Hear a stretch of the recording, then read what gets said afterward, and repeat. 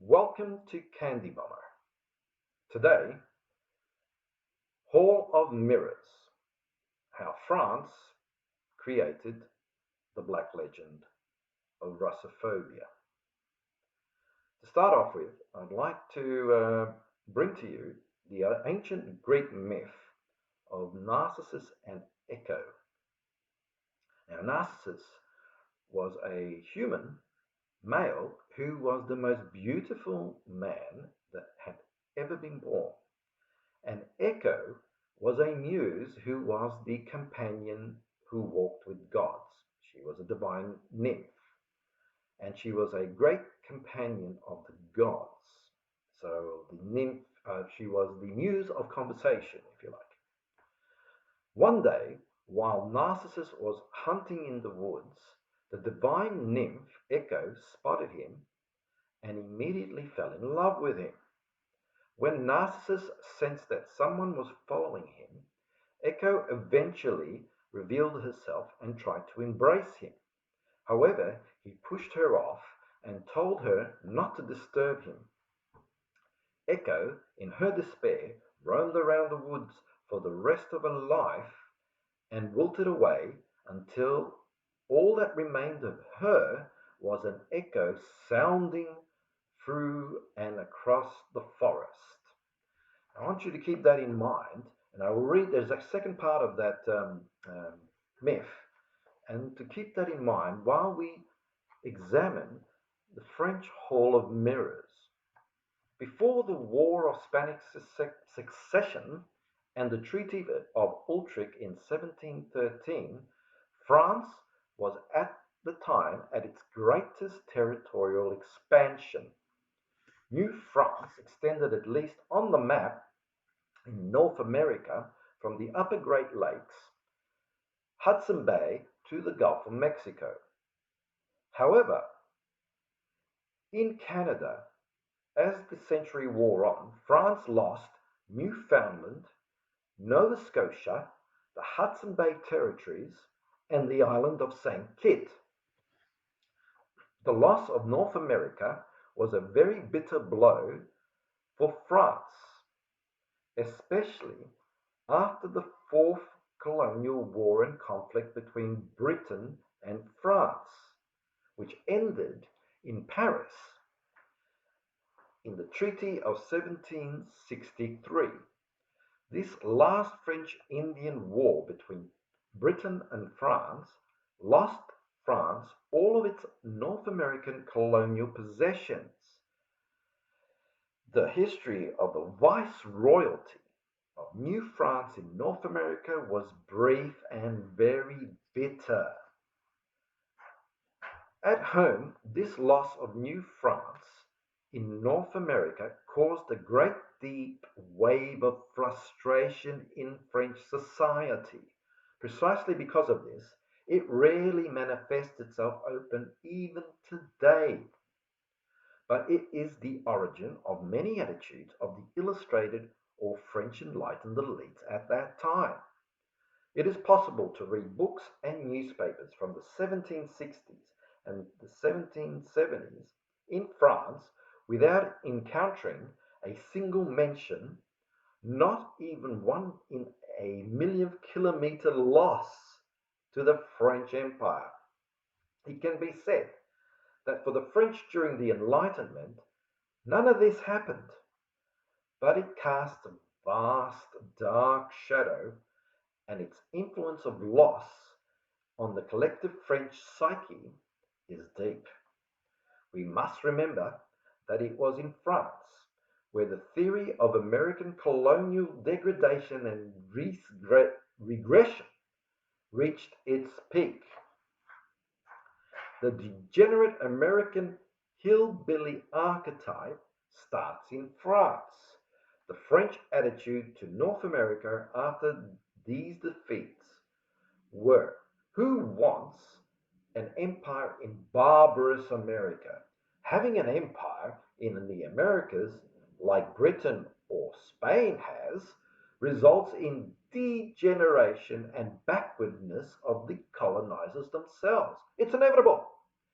Barbarous lands and people infect the colonials, causing tainted mental insanity from savages destined to degenerate the European colonizer. The American colonies of then Britain will be sought as an example of everything that is considered backwardness and despicable, that is, the colonials. A contempt of a rival European power. Surprise, surprise. How are you even a rival contemporary to great enlightened France? How dare you? How can the brutish American colonial newcomers not be savages without French civilization as their model? That they are backwards and barbarian degenerates and almost not worthy of comparison with us. This academic and elite French view does not only affect what would become the United States, but also the love-hate relationship for the new Eurasian frontier land of Tartar Russia. Before the Paris Treaty of 1763, Russia is an example of worthy imitation of the French Enlightenment. Then after 1763, Russia is a historical reality that is doomed to failure.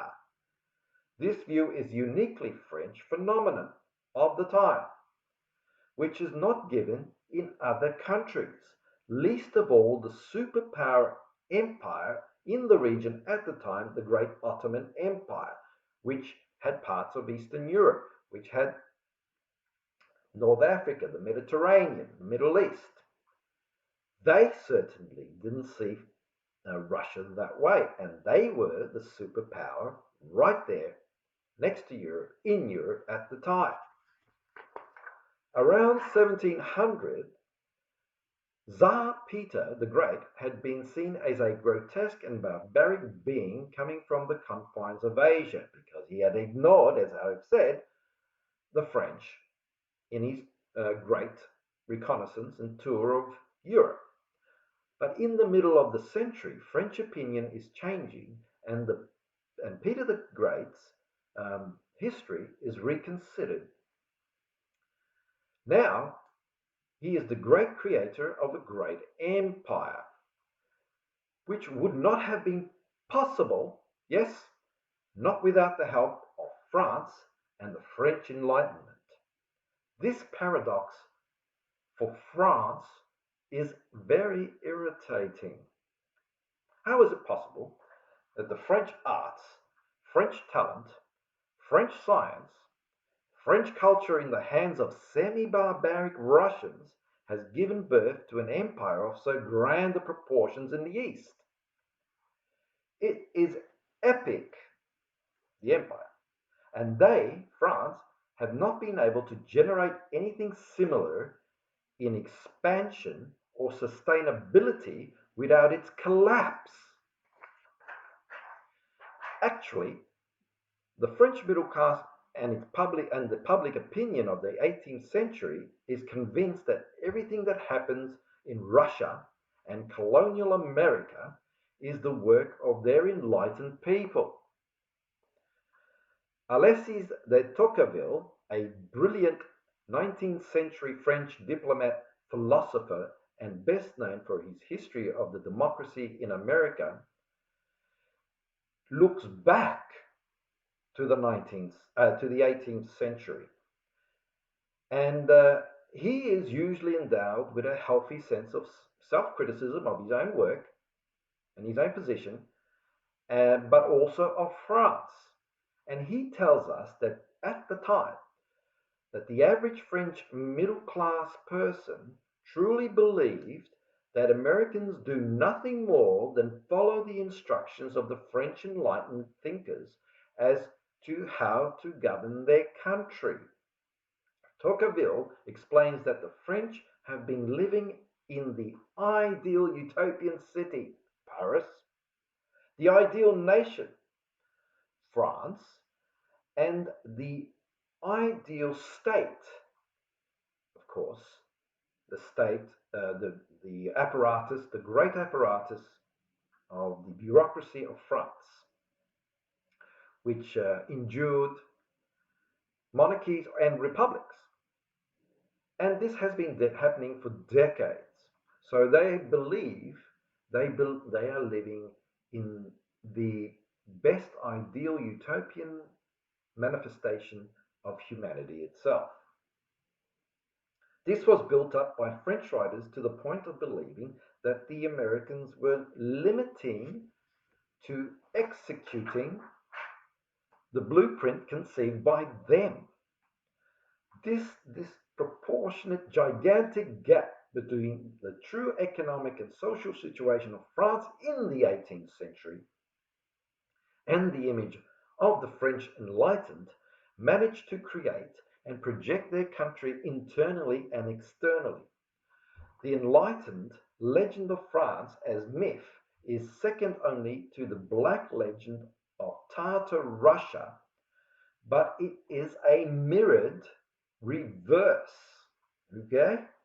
At the very least, it is understood that the Enlightenment has found in France its most perfect manifestation. This is an idea popularly accepted in France in a resounding way, but also in other European countries.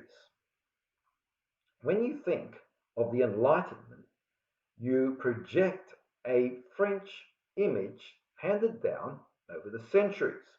This mental construction, which is considered an unquestionable reality, is a cultural product created and sold by the French Enlightened themselves. It's an intellectual marketing operation, which should make the most modern advertising corporations pale with envy. Perhaps it is unnecessary to point out, but it should be pointed out, that the Enlightenment was in no way French or a French movement, not even in its origin, but a pan-European movement, and that it took on in each different place in Europe different forms, different peculiarities, in many different varied ways. Now, after considering all this, we shall go back to our Greek myth of Narcissus and the divine nymph Echo. Now, if you recall, Echo does not have her love responded to by the divine beauty of Narcissus. So she goes away and slowly fades away to nothing in the forests. Now, the goddess, remember that Echo is the companion of the gods. She's the conversationalist. They all talk to her, right? She's the muse of conversation.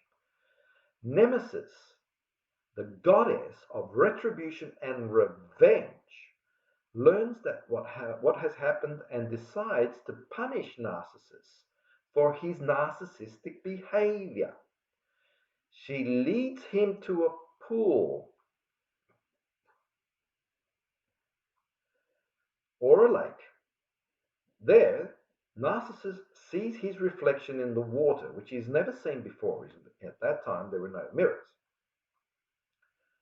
And he falls in love with his own reflection, with his own countenance. Although he does not realize it at the beginning, it is just a reflection. He thinks it's another beautiful human, and he falls in love because that is the most beautiful human on earth. When he understands that it is his own reflection and that he's fallen in love with himself, he cannot internalize it because he wants the object of his desire. So because he can't have it, he falls into despair and commits suicide. So that's the myth of Echo, Narcissus, and the judge, if you like, or the retribution, Nemesis. Now, I would like you to consider that in the light of the refracted hall of mirrors in which France still finds itself, especially with the relationship that France has with Russia and the creation of Russophobia. And next week we will have the next episode. Thank you very much.